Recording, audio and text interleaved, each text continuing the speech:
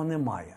І ще раз наголошую на тому, що сьогодні на кордоні України і Росії, в тому числі з окупованими частинами Донецької і Луганської області, стоять регулярні підрозділи російської армії, елітні, готові до агресії в будь-яку мить.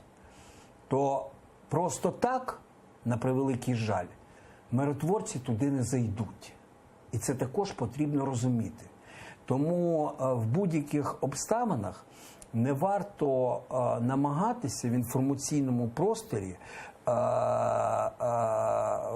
показувати легкі шляхи. Їх немає.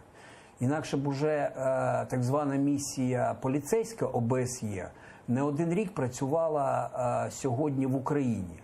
Але я тоді казав, що це нереально. І зараз кажу, що нам би цього хотілося. І я б дуже прагнув того, щоб і санкції, і дипломатичний тиск, і політичний тиск, і в тому числі наші військові успіхи змусили цього подонка забратися з нашої землі.